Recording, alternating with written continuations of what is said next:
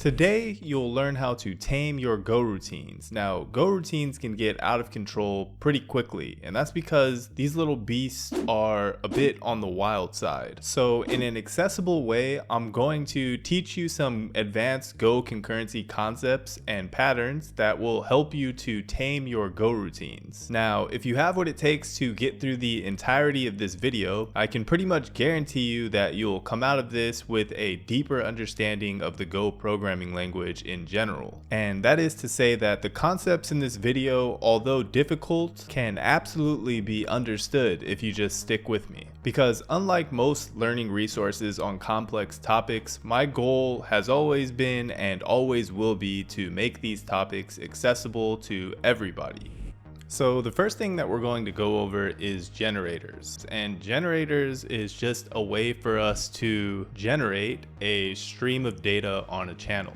And we're going to incorporate that generator and the produced stream of data into the concept of a pipeline. So we're going to create a generator, and the generator is essentially going to be a function that's going to generate an infinite stream of data, and it's going to generate that data based on some function passed into it. And I know that sounds wild right now, but you'll see what I mean soon. So let's just start by creating another function, and we're just going to call it repeat func. And we're calling it repeat func because it's going to repeatedly call a function that we pass into it as a parameter. And once again, you'll see what I mean by that in a second. And we're going to use generics here. So we'll do t any and k any. And we're going to need to take in a done channel, and we're going to take in the function that we want to repeatedly call. And of course, this function or this generator is going to return a channel because that's what's going to contain the stream that we're generating. So we're going to return a read-only channel, and then we'll simply initialize the stream. So we'll just say stream equals make channel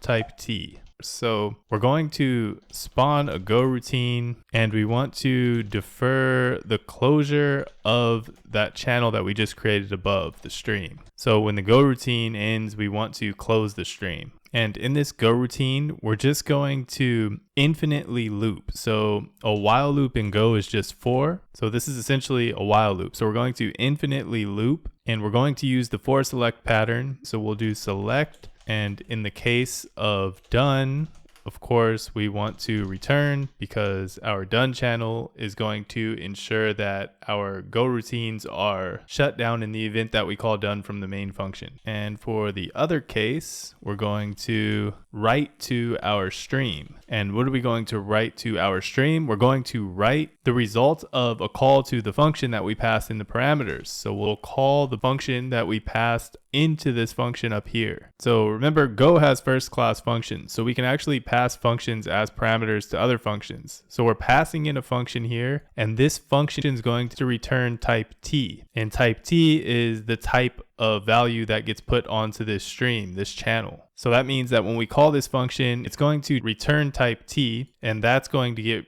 written onto our stream. And after we shoot off this goroutine, we're just going to return the stream. And that's the code for our generator. Now let's go back down to our main function, and we're going to create our done channel, and it's just going to be an int channel. It doesn't matter what type we have for this channel. Whenever we close the channel, that's going to be relayed to any of the goroutines that have this done case here. So we'll go ahead and defer the closure of the channel. And here's where we're going to initialize the generator. Now remember, the generator takes in a function that returns a value of type T. So we're going to need to create that function first. And that function is going to be a very simple function. So we'll just create that function in main. And that function is going to be a random number fetcher. And we're just going to do func. And this function is going to return an int. And we're just going to return rand.int in. And this is going to return a random integer with the maximum value being what we pass in, which in our case, in is going to be 500 million. So it'll return a random integer no greater than 500 million. So anything in between 0 and 500 million is fair game. So that's what this function is going to do, right? And we're going to pass that into the generator that we just created. So we'll do repeat func, and we need to pass in the done channel, and we need to pass in the function that we want to repeat, which is going to be producing the values that get put onto the stream. So it's going to be rand num fetcher. So we can just do for random equals range, and we can range over the channel that gets returned from this function. And we can just print every value. Now let's go ahead and see what this is going to do. Now, as you can see, this is just infinitely outputting a stream of random values that are no greater than 500 million. And this is an example of a generator. So we've created a generator, and what we're going to do is we're going to funnel this infinite stream into our pipeline. So let me just go ahead and stop that. And let's go ahead and take a deeper look at what this code here for our repeat function is actually doing.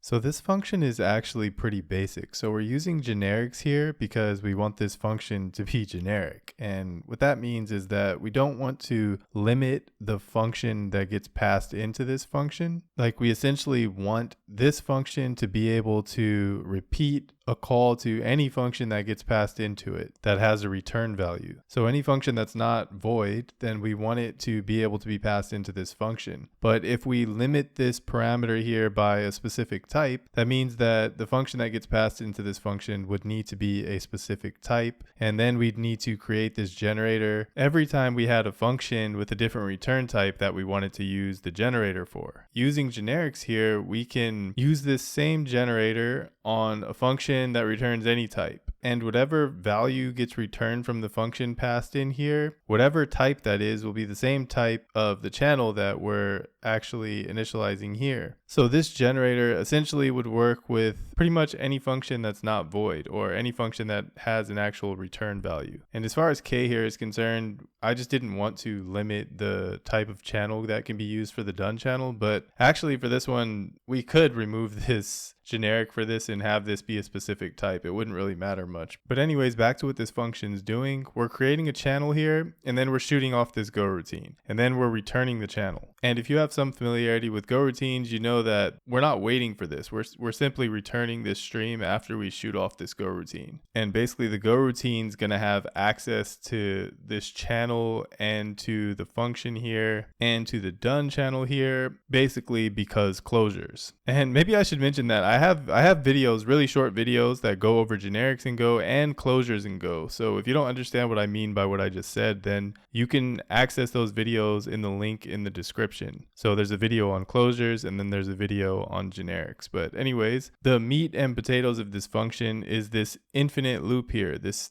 infinite for loop, or this while loop. So this is just going to infinitely loop. And for every iteration, it's going to check and see if the done channel has been closed. And if the done channel hasn't been closed, then it's just going to call this function and put the value onto the stream. And that's just infinitely. For every iteration, it'll do that until the done channel gets closed. So now you can imagine that regardless of what function we pass in here, that function is just going to get called and the value is going to get put onto the stream. And yeah, we're returning the stream. Now, I think the most important thing to understand about this function is that this goroutine is getting shot off, and then this stream is getting returned. So that means as long as this goroutine is running, this returned stream is going to continue to get values put onto it, even after this function completes. So you can kind of look at it like this. This is the goroutine. We're shooting that off.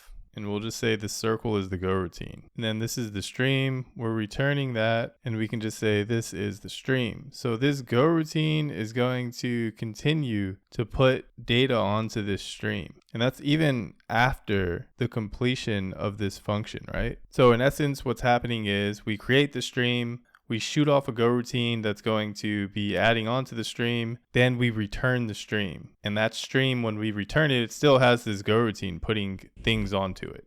So now that we understand what generators are, we're going to take the concept of pipelines and pipeline stages, and we're going to compose those things together.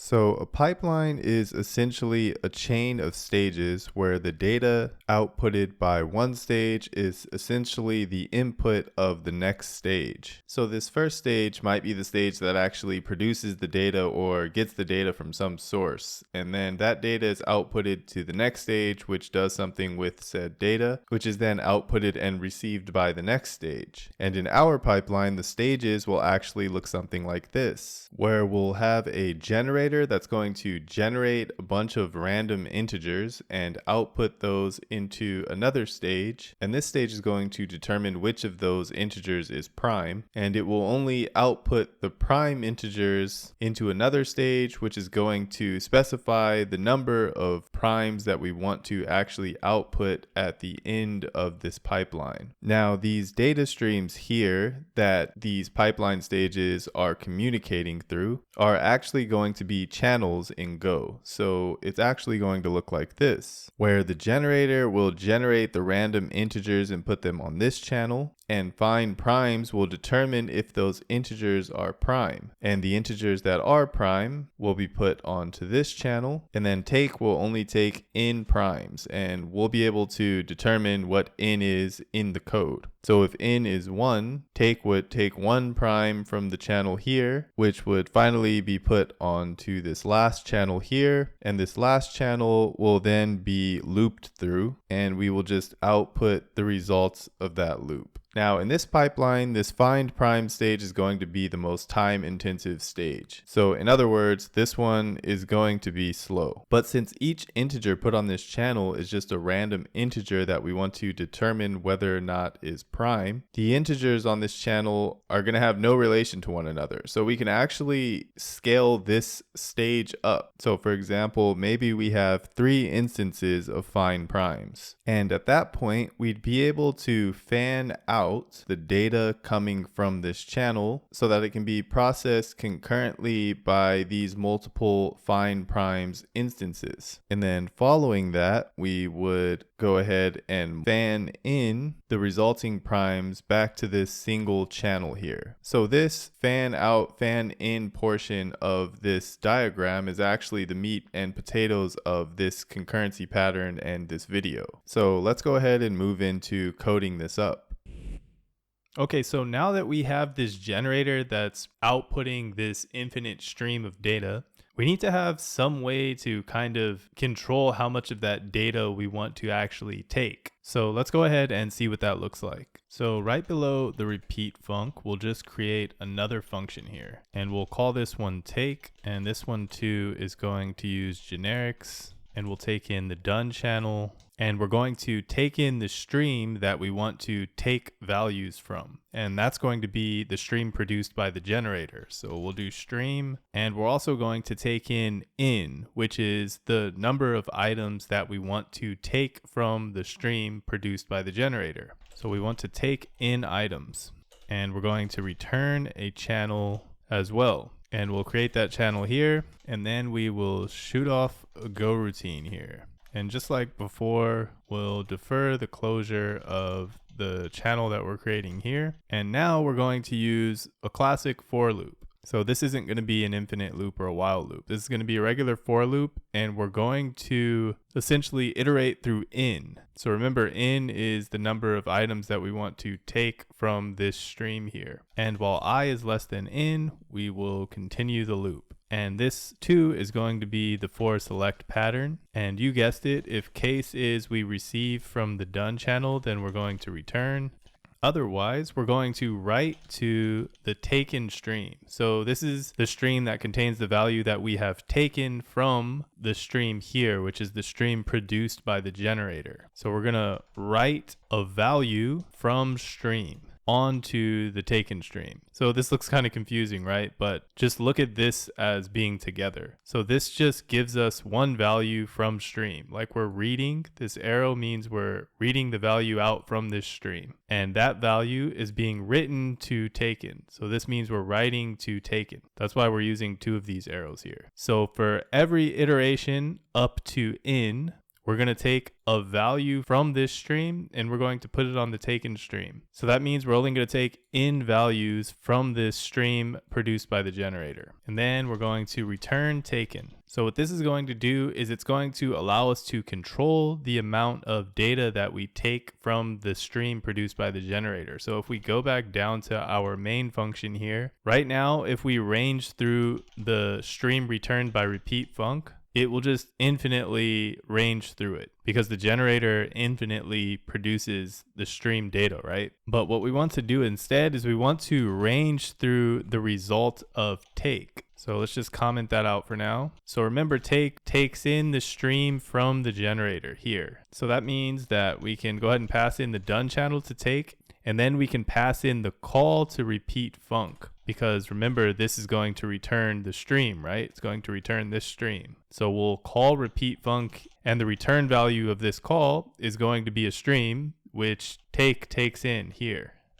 So in here, we'll also pass the done channel. And then remember, repeat func takes in the function that it wants to repeat, which is going to be the repeat num fetcher. And then lastly, remember, take also takes in, right? The number of values that we want to take from the generator. So we'll just do in equal to 10. And then when we commented this out before, we commented this part out as well, the bracket. But actually, we'll just delete that and add that back. So now if we go ahead and run this, you see now, instead of infinitely taking values, it's only going to take 10. And this is actually very efficient because the generator is only going to produce the amount of data that we want to take. So you might be thinking, oh, maybe the generator is just going to be infinitely producing values in the background. But actually, that's not the case. And let me show you what I mean by that. So we have here the repeat function, or our generator, and we have here the take function. And the stream that's returned from the generator is getting passed into the take function here. Now, this stream, or this channel more specifically, is an unbuffered channel. And in Go, a send operation on an unbuffered channel blocks the sending goroutine. So in this case, the sending goroutine is this goroutine here that's putting the value onto, or sending the value onto the channel. So this goroutine is going to be blocked. And it's going to be blocked until another goroutine executes a corresponding receive on the same channel. So in other words, this goroutine is blocked until this receiving goroutine here actually takes that value from the channel. So that might look something like this. So this goroutine here puts a value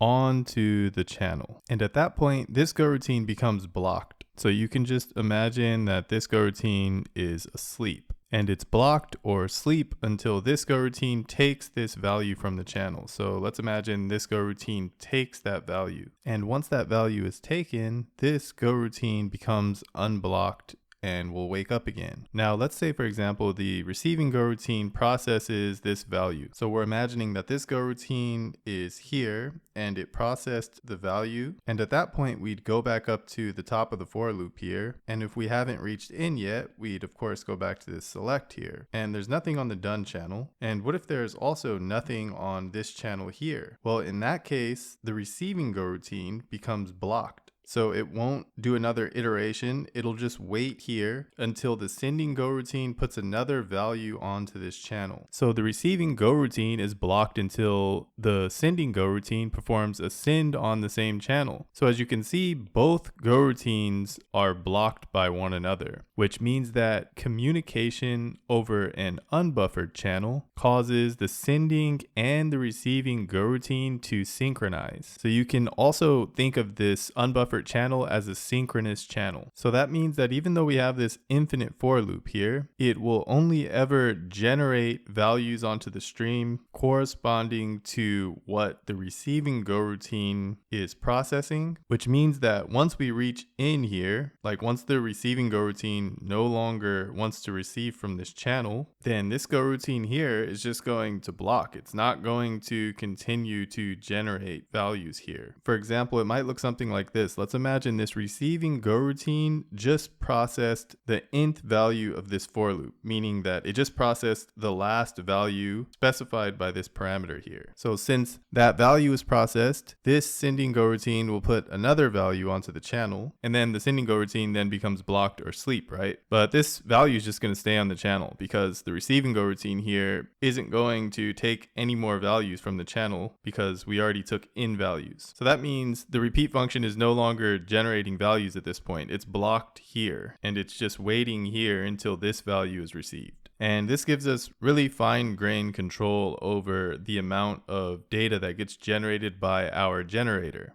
Okay, so let's clean this up a bit by assigning this call or the result of this call to repeat func to a variable. So we'll just take that out of there and we'll paste it here. Actually, it has to be under random number fetcher. And this call is going to return the stream, right? And it's going to be a stream of random integers. So we'll just call this rand int stream. And in here, we can just pass in the rand int stream. Now, we currently have the initial stages of our pipeline, but we actually want to create another stage in this pipeline. And this stage is going to essentially check if the random number from the stream is a prime number. So we're actually going to call this stage prime finder. So we can once again go outside of the main function and create another function, and we're going to call it prime finder. Now this function is going to take in an int stream specifically. So this one we're not going to make generic. And that's because, of course, if you're checking for prime, you're going to need a number, right? So we're going to do prime finder, and we're going to take in the done channel, and we'll just take in the done channel with a specific type, just so we can avoid using generics for this one. And our done channel is type int, right? So we can just take in type int. And we're going to also take in the random int stream, which of course is going to be a channel of int. So we're going to take in a read-only channel of int, which is going to be the random int stream. And we're also going to return a channel of int. And within this prime finder function, we're going to create a little child function that's going to check and see if a number is prime. And it's going to take in a random int, and it's going to return a bool, true if the number is prime and false if the number is not prime. And what we're going to do to determine if the number is prime is we're going to check every number in between the random int and 1. And if that number divides evenly into the random int, then it means the number isn't prime, because a prime number is only divisible by 1 and itself. So let's write out that for loop.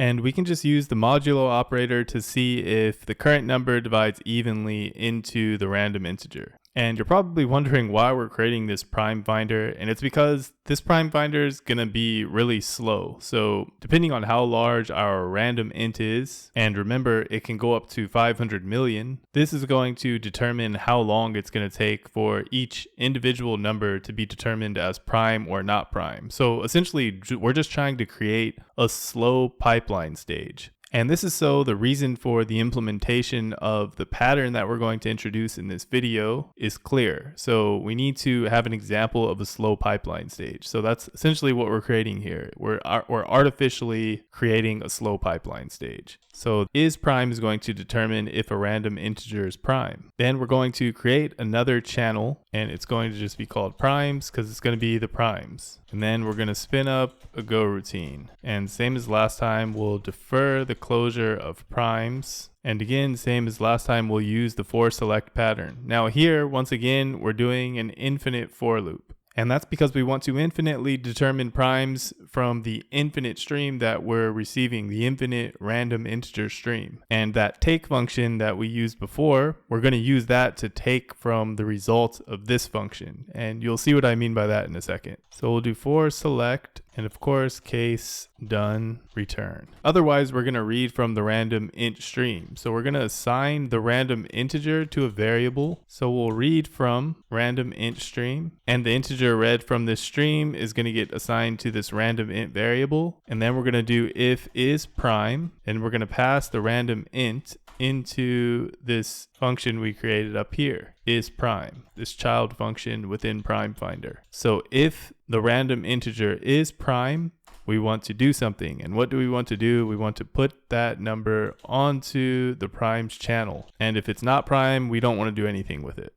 And then we just want to return the channel primes, and that is the prime finder function. So now that we have this prime finder function, we can go back down to our main function, and instead of using take here on the random int stream, we're going to use take on the prime stream. So we're essentially putting another stage between take and the random int stream, or the generator. So here we can do prime stream, and we'll set it equal to prime finder, and then we'll pass in the done channel and the random int stream. And now take, instead of taking from random int stream, we're going to take from prime stream, and take's only going to take 10 primes in this case because in is 10 for take. Now let's go ahead and run this.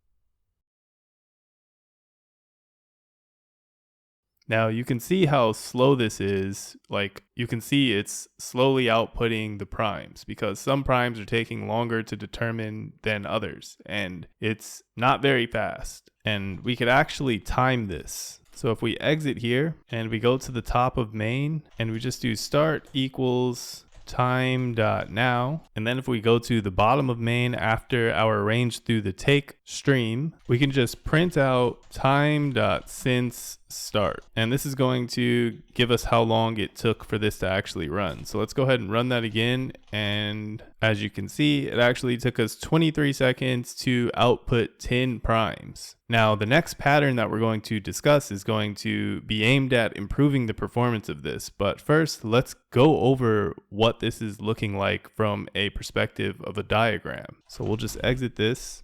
So as just demonstrated, you'll recall that we have this slow pipeline stage, which is the prime finder or find primes stage. And this stage is just reading from this channel and determining if the number that it gets from this channel is a prime, right? And that takes some time. And with take in, we determine the number of primes that we want to get. So if we want to get 10 primes, we're going to have to wait for this slow running find primes to sequentially run 10 times. So in other words, if it takes long to find one prime, we're still going to have to wait to actually pull from this channel again and determine a second prime. But what we want to do is we just want to increase or scale up the number of find prime goroutines that are running at once. And that way we can concurrently process multiple integers and determine if they're prime. So as mentioned before, we'd simply be able to scale up the number of find prime stages that we're using. So say for example, if we scale this up to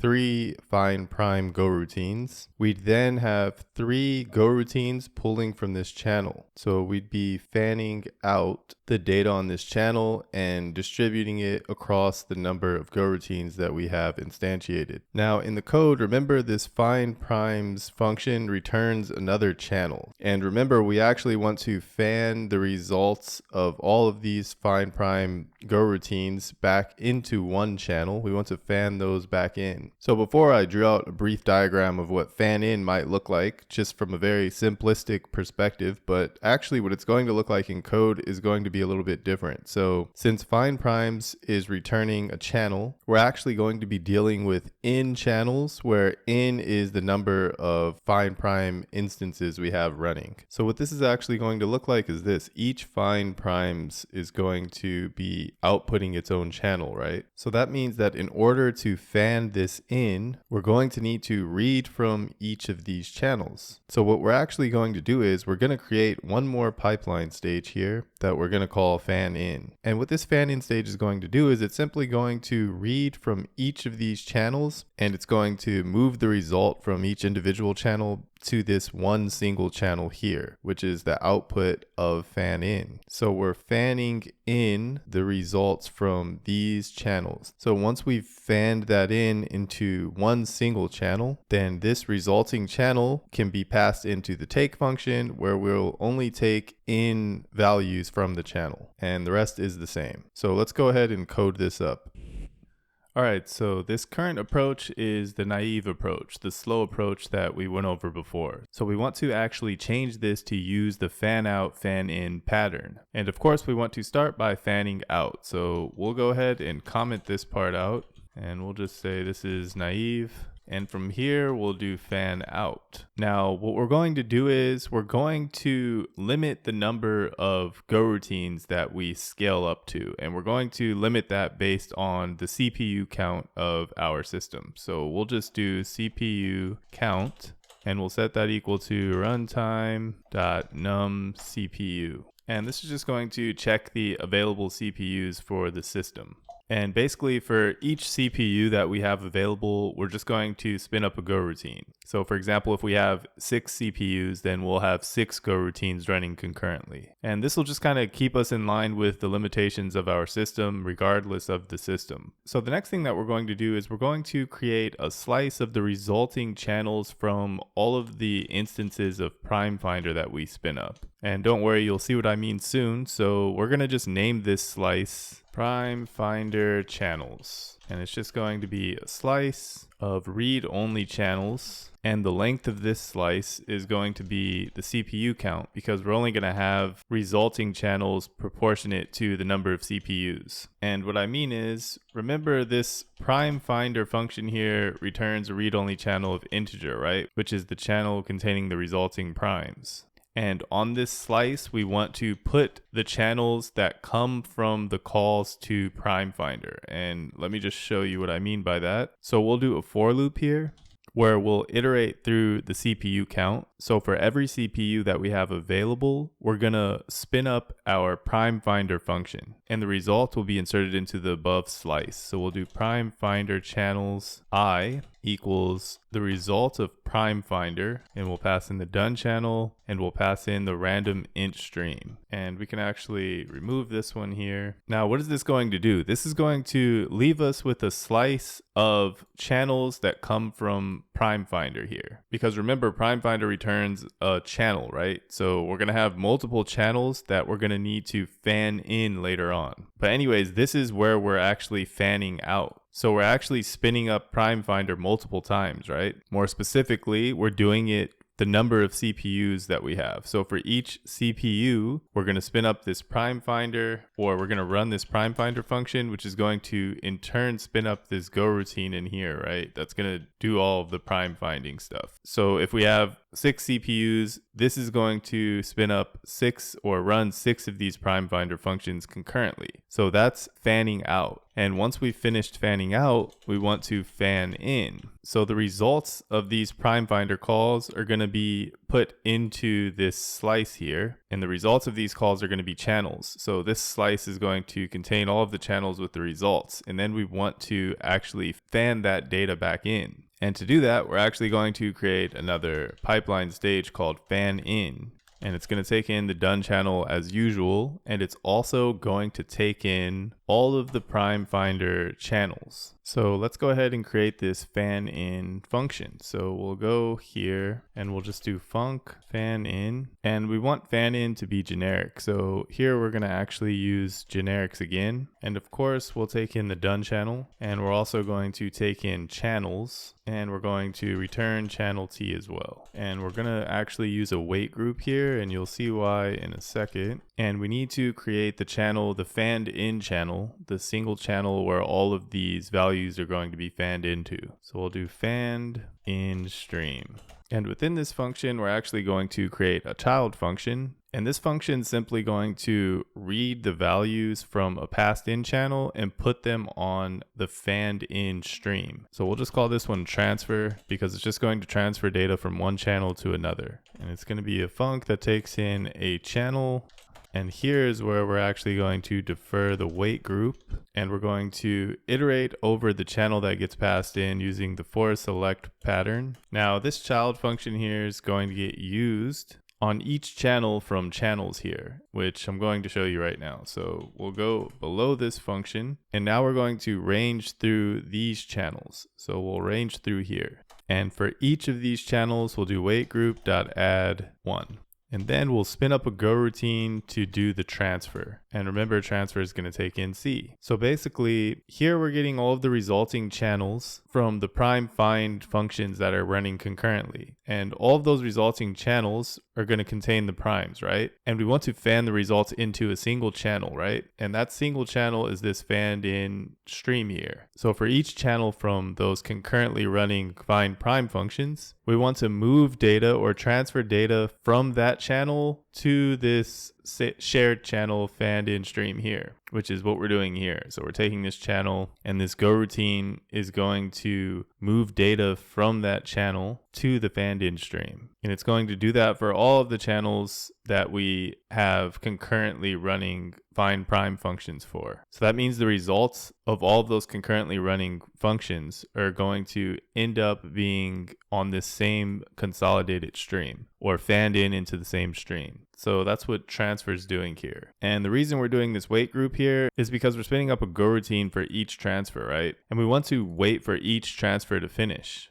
So if you go here to the transfer function here, you see that we're going to defer the waitGroup.done call until we finish reading all of the data from its passed in channel and writing it to the fanned in stream. So that's why we're using the wait group here. And we actually need to wait for the wait group, right? So we need to wait for all of the channel reads and transfers to be complete. So we'll do go func waitGroup.wait. And then we'll close fanned in stream once the wait is finished. So here we're actually spinning up another goroutine that's going to wait for all of these transfers to finish. And once all of these transfers are finished, that goroutine is going to go ahead and close this stream here. And then we'll just return the fanned in stream. And that's going to be our fan in function.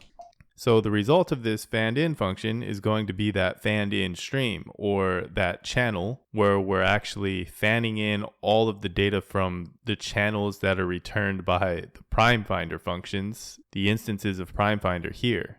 So this is going to result in fanned in stream. And finally, this stream is the stream that we want to call take on. So if we go back up here to this part here that we commented out, we can go ahead and paste that under fanned in stream.